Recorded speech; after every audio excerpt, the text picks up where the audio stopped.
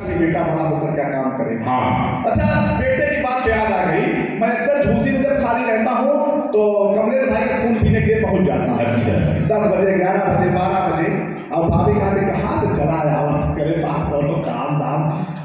हम पहुंच जाते हैं, दरवाजा खटखटाए, अंदर ही दोनों लोग बात कर रहे थे। अपने बेटे से बोले कि तुम सीना ठोक कर कहा करो अच्छा कि मैं कवि कमलेश पांडे कमल का बेटा हूँ। भाभी बोले शांत रहिए, बच्चों से इस तरह की बात नहीं करते। तब तक हम पहुंचे, दरवाजा खटखटाए, बेटा इनका दरवाजा खोला। हमने बेटा तुम कमलेश भाई के लड़के हो?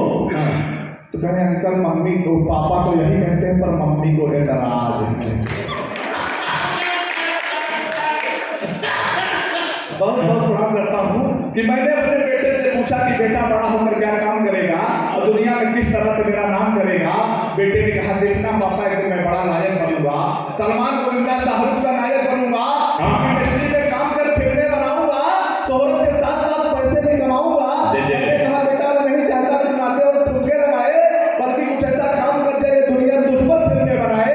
मैं नहीं चाहता कि तू शाहरुख गोविंदा और सलमान बने। अरे नायक ही बनना है तो भगत सिंह और अब्दुल्ला खान बने। नायक बनना है तो भगत सिंह और अब्दुल्ला खान बने। एक रचनाओं रखता हूँ। एक मालकिन कपड़े के दुकान पर पहुंचती है और बिना देर किए दुकान वाले से कहती है जरा इस और आप अपना गौर फरमाइए, कम से कम दाम वाली साड़ी दिखाइए, घर में बहुत काम है, ज्यादा ना वेट करेंगे, बेटे की शादी है, नौकरानी को भेंट करेंगे। साड़ी लेकर वो महिला दुकान से चली जाती है। कुछ देर बाद वही नौकरानी आती है, कहती है भैया मुझे खूब महंगी साड़ी लेना है, मालिक के बेटे की शादी है, बहू को देना है। और ये सब देखकर दुकानदार एकदम मौन है। वो सोच रहा है कि असली धनवान कौन है, वो सोच रहा है कि असली धनवान कौन है। 4 पंक्तियों में अपना स्थान लेता हूँ।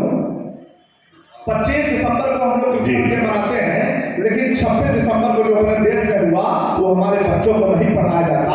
तो मैं 4 पंक्तियां रखते हुए अपना स्थान लेता हूँ कि बाहरी लोगों के हम मुरीद हो गए, बाहरी लोगों के हम मुरीद हो गए और क्रिसमस डे पर लाखों के खरीद हो गए और गुरु गोविंद सिंह के बच्चों को भूल गए हम जो भारत की आन के लिए शहीद हो गए।